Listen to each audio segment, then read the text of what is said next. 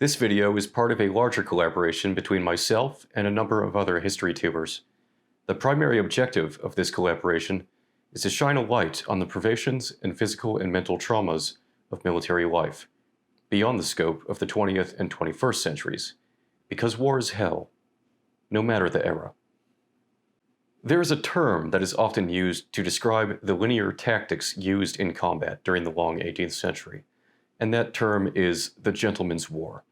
A term so coined due to the misguided notion that linear battles, with their rows of neatly arranged troops wearing bright uniforms, were polite battles, where opposing armies took turns firing at each other.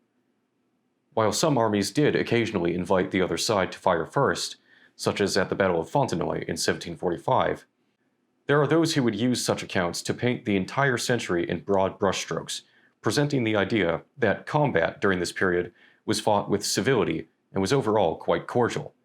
It was not. Linear warfare, like all warfare, was harrowing and bloody, and the American Revolution, especially, exemplifies this reality perfectly. General Charles O'Hara, 10 months before personally surrendering to General George Washington at Yorktown, called it the bloodiest cruel war ever produced. The war, which lasted 8 years, had wrought devastation on the 13 colonies, particularly in the South, where a majority of the fighting had occurred in the later years of the conflict. One passage from Continental General William Moultrie begins thusly: "Not the vestiges of horse, cattle, hogs, or deer, etc., was to be found. The squirrels and birds of every kind were totally destroyed. No living creature was to be seen except now and then a few buzzards, picking the bones of some unfortunate fellows who had been shot, or cut down and left in the woods above the ground." To be a soldier in this time was to be exposed to near-constant privations and traumas of every sort. Joseph Plum Martin, a soldier of the 8th Connecticut Regiment, wrote extensively on the many hardships he suffered during his long service.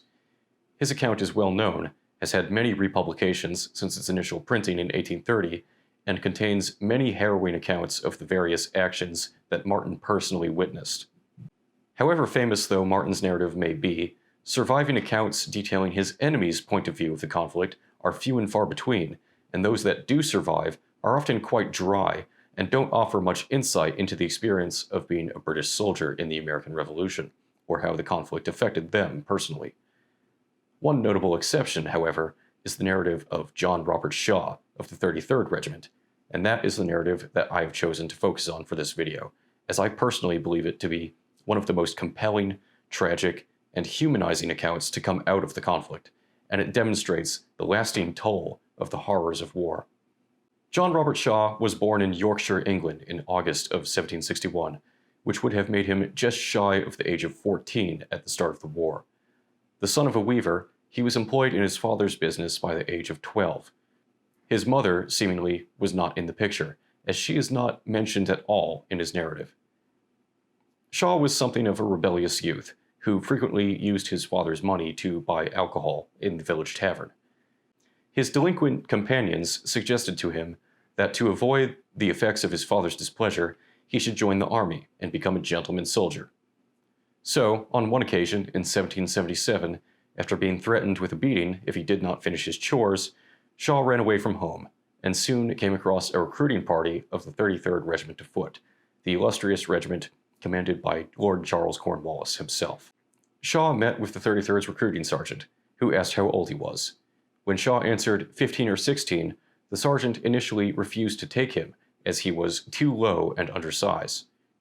Shaw refused to take no for an answer, however, and insisted that if the sergeant would not take him, he would go and enlist in the 59th Regiment as a drummer. The sergeant, apparently impressed by his determination to become a soldier, then changed his mind, and thus Shaw was accepted into the regiment. Shaw had been in the regiment about 2 weeks when at last his father came looking for him and begged for him to come home, even offering to pay off his enlistment bounty, but Shaw refused his offer and would not come home with him. His father, seeing that it was hopeless, gave up his beseechings and turned away in tears. Reflecting on this moment at the time of penning his narrative in 1807, Shaw confesses to have regretted his conduct here. Among the numerous errors and improprieties of which I have been guilty, this must be considered as none of the least, he says. Ingratitude, that blackest of vices, steels the heart against all noble and exalted emotions, and obliterates the finest feelings of the soul. Shaw would remain in England with the 33rd for almost another year, and would not depart for America until early in 1778. From here, Shaw's narrative becomes muddled, and he describes events that are out of sequence and includes several references to battles that he did not personally witness.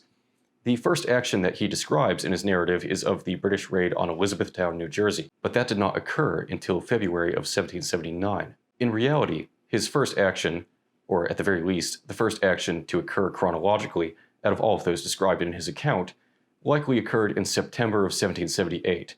It was the raid on Old Tappan, otherwise known as the Tappan Massacre, or the Baylor Massacre. On September 27, 1778, a regiment of Continental Dragoons under command of Colonel George Baylor, numbering some 116 strong, had taken shelter in a series of 6 barns in the present-day town of Rivervale, New Jersey, which was at the time called Tappan. At around 11 o'clock that night, British Major General Charles Grey, who had organized the infamous raid on Paoli the previous year, mobilized the 2nd Battalion of Light Infantry, the 2nd Battalion of Grenadiers, and elements of the 33rd and 64th Regiments of Foot, to surprise the rebels in their sleep. The British went from barn to barn with bayonets fixed, killing 15 men and wounding or capturing 54 others. Baylor himself was wounded in the attack and died of complications to his wounds in 1784. John Robert Shaw, with the rest of the 33rd, was about 3 miles off when the slaughter commenced, and so did not witness the actual battle, but he witnessed the aftermath, and it undoubtedly had a lasting effect on him. Shaw describes the carnage thusly. As we approached, the shrieks and screams of the hapless victims whom our savage fellow soldiers were butchering were sufficient to have melted the heart of a Turk or a Tartar. Tongue cannot tell, nor pen unfold, the horrors of that dismal night. Some were seen having their arms cut off, and others with their bowels hanging out, crying for mercy. Let Britain boast no more of her honor, her science, her civilization, but with shame hide her head in the dust. Her fame is gone. Tappan will witness against her. Historian Don Haggist suggests that Shaw might be exaggerating somewhat in his descriptions of British cruelty. Shaw was writing this in 1807 for a primarily American audience, after all, having settled in Lexington, Kentucky after the war. It wouldn't be the first time he had done so, either. Earlier in the narrative, he describes the British burning down a barracks in Elizabethtown with 12 sick Continental soldiers still inside. While a barracks was burned down at Elizabethtown, Haggist points out that there is no evidence to suggest that it was occupied at the time. Nevertheless, even if Shaw's descriptions of British barbarity are exaggerated, it is likely that he still witnessed some grisly sights in the aftermath of this event. One would think he would have had to, in order to have had such an adverse reaction in his recounting of the events so many years after the fact. It would especially make sense if this was indeed the first action that he witnessed, and even more so when you consider that he would have been only 17 at the time, an impressionable age. Bear in mind, Shaw's age when he enlisted was not typical of a British soldier at the time. The average age of a British soldier was usually roughly somewhere in the range of 20 to 25 years old, or in some cases even older, and Thomas Symes, a prominent military writer of the time, specifically advises regiments not to enlist anyone below the age of 17. So Shaw was very young indeed throughout the duration of his service in North America. Somewhere around this same time, perhaps coincidentally or perhaps not, Shaw developed an unhealthy relationship with alcohol that would plague him for the rest of his adult life, and he admits to being sick many times with what he refers to as bottle fever. One author, in writing about Shaw, remarks that he drank like he wanted to die. This infliction would, on several occasions, indeed, nearly cost him his life, but we will explore that more later. For now, let us return our focus to his service in the British Army. Shaw would remain with the Army throughout the year of 1780, during which time he participated in the Battle of Camden, and afterwards alternated between pursuing and being pursued by large groups of rebels, all the while being faced with dwindling supplies. While encamped at Charlotte, North Carolina, his company went 16 days without a morsel of bread, and during this time he saw a soldier offer an English guinea in exchange for a small bit of cornbread no larger than my 2 fingers.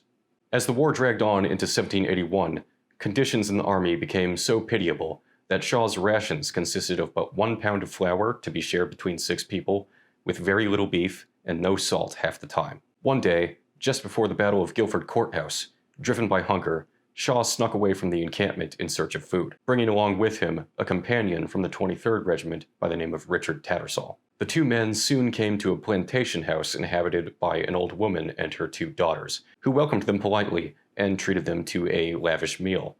Unfortunately for them, the house belonged to a Continental officer, and so upon exiting the house after their meal, they were caught by a troop of Continental dragoons and taken prisoner. They were brought to the encampment of General Nathaniel Greene, where a subaltern of Morgan's riflemen commanded them to strip, or else be cut down by the officer's sword. The rebels then took their clothes, and they were sent to join a group of 30 other prisoners of war. Here they remained until after the battle, after which time they were conducted to Winchester, Virginia, to join the British prisoners who had been taken at the Battle of Cowpens. Here we suffered much, Shaw recalls. Our houses had no covering to shelter us from the inclemency of the weather, and we are exposed to cold, hunger, and want of clothing, and all manner of ill treatment, insult, and abuse. They languished in this condition until the summer, after which time they were conducted by a new guard to the town of Lancaster, Pennsylvania, where there was a sizable POW camp, far away from the fighting. The cruelty of this new guard exceeded anything we had yet seen, Shaw continues. Scarcely had we advanced 3 miles before the captain broke his sword by cutting and slashing the prisoners, who were too weakened by hunger and former ill treatment to keep up the march. The lieutenant, a snotty-nosed stripling, came up, raging like a madman, with his small sword in hand, and pushed it with such violence into the back of one of my fellow prisoners that he broke it in the wound, where it remained until one of his comrades pulled it out. When at last his party arrived at Lancaster, Shaw remained there in the overcrowded barracks for some time, and after endeavoring several times to escape, he finally succeeded in doing so by obtaining a pass to enter the town under guard, during which time he visited a tavern and got his sentry drunk to the point of passing out, and thus Shaw's stint, both as a British soldier and as a prisoner of war, came to an end. Now on the lam, Shaw had to navigate the Pennsylvania countryside as a civilian. He was able to use his background as a weaver to his advantage and took a 5-week stint learning to weave linen. But after those 5 weeks were up, he left his new apprenticeship and began to bounce from trade to trade and house to house, seemingly never quite belonging in polite society. For a time, he stayed with a Dutch family who spoke little to no English, which he eventually left because, somewhat amusingly, he found himself frustrated because this barrier prevented all conversation with the female part of that family. Eventually, Shaw found himself at a crossroads town outside of Lancaster, and here he seemed to fit in pretty well, for it was full of all descriptions of men, prisoners of war, and deserters from both the English and Continental Army, and men of diabolical principles and practices from almost all quarters. Here, Shaw quickly fell into bad company, and one day, while he was out drinking with some of his new companions, he decided to partake in a game of long bullets, a game in which men take turns throwing cannonballs down a lane. During this time, Shaw was accidentally struck on the head by a cannonball tossed by one of his compatriots, and he fell to the ground with a fractured skull. This injury so disturbed his brain that from that point forward, every time he drank alcohol, he would launch into a frenzy, and he drank alcohol frequently. While he was in one of these frenzies, he attracted the attention of some Continental officers. Fearing that his cover would be blown and that he would be recaptured by the rebels, or worse, exchanged back to the British for a bounty, Shaw made the pragmatic decision to re-enlist in the Continental Army, and thus wait out the remainder of the war without having to worry about returning to the British service, of which Shaw was, in his own words, pretty well tired. The British would surrender at Yorktown soon afterwards, and thus the war would effectively end.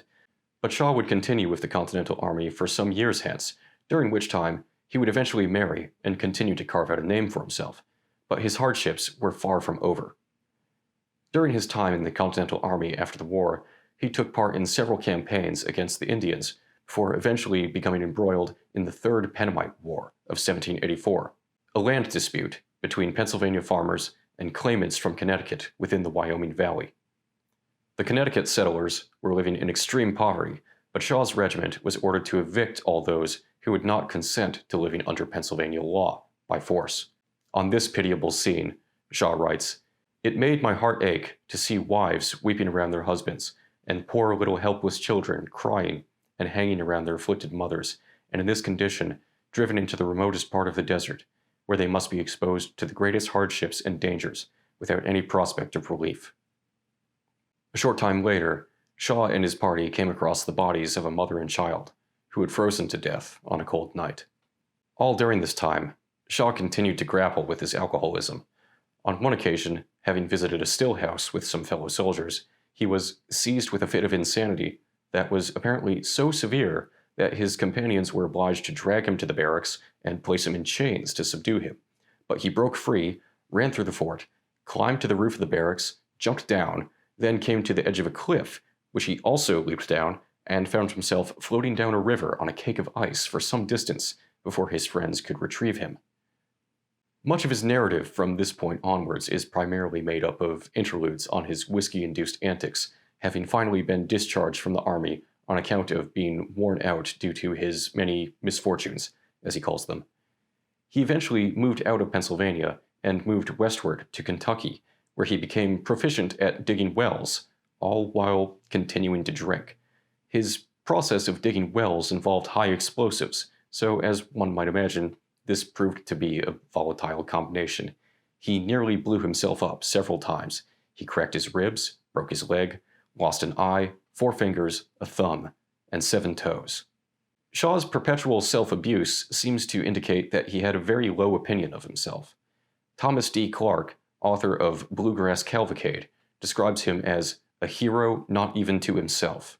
Mikhail Sobel, author of Teach Me Dreams, The Search for Self in the Revolutionary Era, also suggests that he possessed a low level of self-individualization, citing a series of repetitive dreams that Shaw had in 1793, in which a voice called for him to repent his sins or be damned, and the voice was accompanied by a ball of fire and the image of the devil. Yet Shaw did not visualize himself in these dreams, and could not interact with the visions that he saw in any way. Sobel argues that all of this indicates that Shaw felt he was not in control of his own life. In the end, Shaw attributed his entire self-worth not to his long military service, but to the total amount of earth that he had moved over the course of his career as a well digger, amounting to some 177 wells and 2,608 feet. In 1813, he finally succeeded in accidentally taking his own life in an explosion while on the job. He was 52.